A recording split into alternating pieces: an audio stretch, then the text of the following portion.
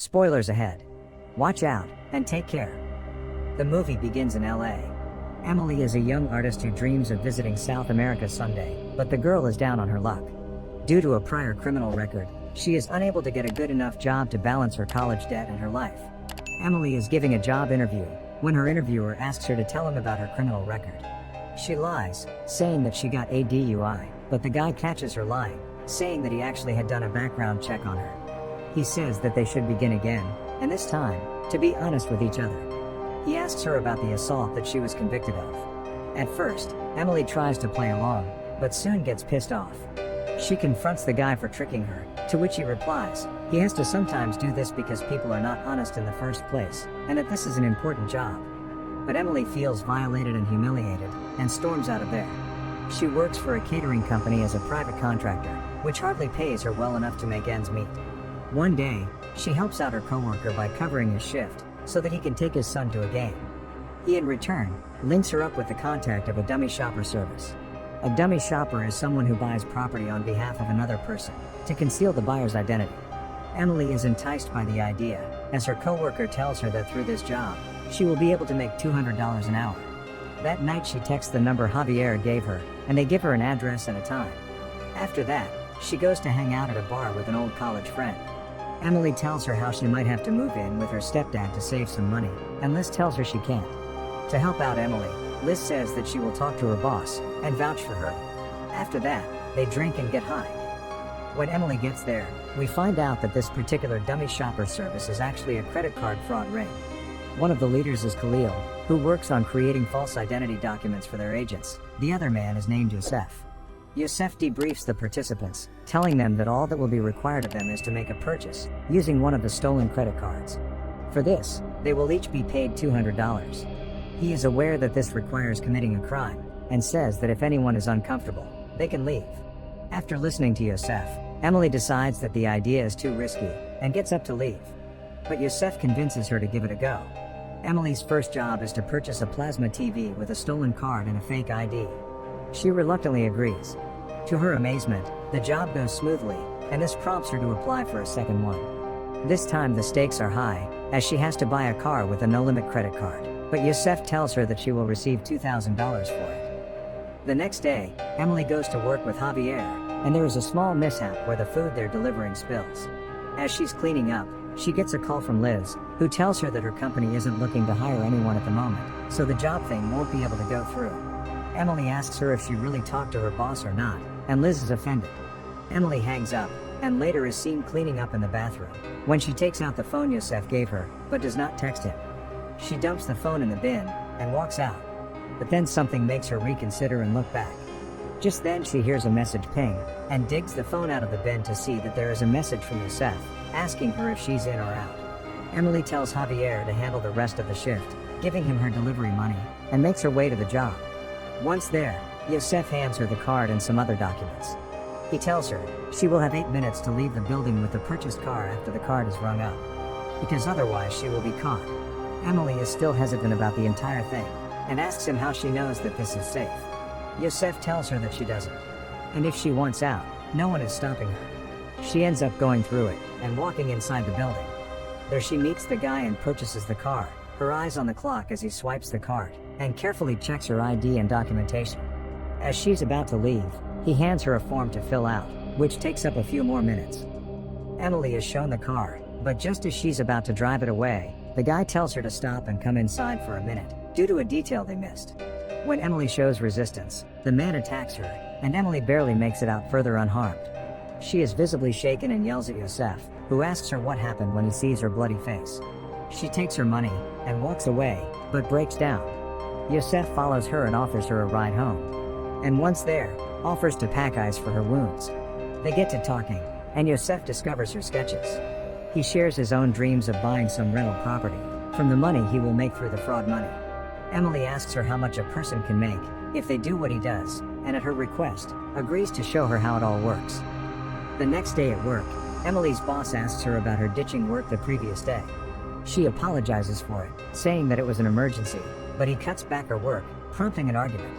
Next, Yosef invites Emily to the warehouse and shows her how to make fake credit cards. He also hands her a taser for her protection, and advises her not to sell the stolen goods from her home, or scam the same place twice a week. That night, Emily goes home and starts working on her own, making the fake cards, and then carrying out the scams. She gets good at selling scam products, and makes some good cash in a short amount of time. During this, she continues working her catering job. Liz, who is off to Portugal, leaves her dog with Emily to dog sit. She also apologizes to Emily about the job, saying that she will manage something. She is just waiting for the right moment. One day, Emily goes to see Yosef, and he is impressed by the work she has done so far. He says he will hook her up with more numbers with a larger limit, so she can make bigger purchases. Khalil comes in, and asks them what's up. Yosef then lies about Emily's involvement in their fraud circle. One night, one of her buyers follows Emily to her place, and breaks in. They hold her down while they rob her, and also take the dog. After they leave, Emily gets up and goes after them. She uses her taser, and reclaims her money and Liz's dog, showing that she is done taking other people's shit, and won't stand for it anymore. Some days later, Emily attends a party at Liz's place, where she returns her dog to her. There, Liz tells Emily that there is a job opening, and Liz has gotten her an interview with her boss Alice. Emily also invites Yosef to the party, and after he offers to pretend to be her boyfriend, the two of them start to date. One day, Yosef invites Emily for lunch at his place, where she gets along well with everyone, and is having a good time, when Khalil reveals that Emily has been caught hitting the same store twice within a week, prompting the store to post security footage of her online. This leads to a falling out between Yosef and Khalil, who cuts him out of the fraud ring. Emily attends the job interview with Alice, which goes well, until Alice mentions that the position she is applying for is an internship, and it will be unpaid for the first 5 to 6 months. This angers Emily, because she cannot work regular hours without any pay, while being in debt up to her eyeballs. When Emily objects, Alice insults her, calling her spoiled, saying that when she was her age, she was working in a room full of men. But Emily points out that she was at least working. The interview dissolves badly, and Emily storms out of there. Yosef reveals to Emily that Khalil has not been paying him for several months. Further, the owner of the rental property he plans to purchase requests an immediate down payment, and so he decides to rob the fraud ring itself. After her interview, Yosef and Emily arrive at the ring storage unit to find that Khalil has already taken everything, as well as having emptied their shared business bank account. Yosef goes off on Emily, blaming her for everything that happened, saying that this all happened because she scammed the same store twice a week, even though he told her not to do it. Emily rebuts this, saying Khalil was going to do this to Yosef all along, because Yosef never stood up to him. She says that they need to go talk to Khalil, but Yosef is hesitant. He wants to think the situation through, as Khalil is a serious threat. But Emily says that there is nothing to think about, that Khalil should be scared of them, as they are serious people too and can be dangerous. She says that this is all about people taking and taking from you, until you make the rules yourself. She finally convinces Yosef to confront Khalil at his safe house, where they attempt to ambush him. Emily pretends to be delivering food, to taser one of the guys who gets the door. They take his phone and put him in the trunk of a car. Sneaking in, they text the other guys to go out, as they make their way up to where Khalil is. When they finally get there though, Khalil is nowhere to be seen. As they split up to find him, Emily discovers that Khalil has severely injured Yosef, who is knocked unconscious. Khalil attacks Emily and holds her down, attempting to choke her. Thinking quickly, Emily takes out a box cutter from her pocket and stabs him.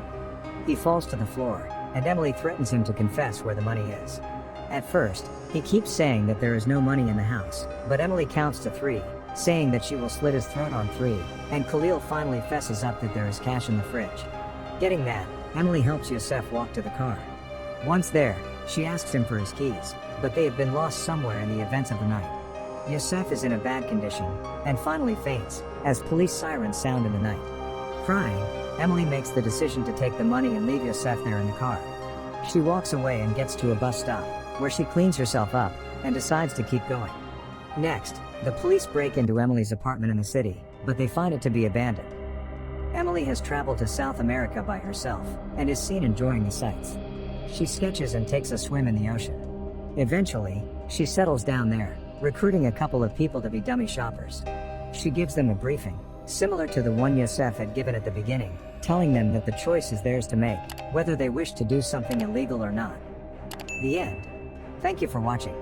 Subscribe if you'd like to see more videos like this, turn on the notifications, and leave a like to help the channel out.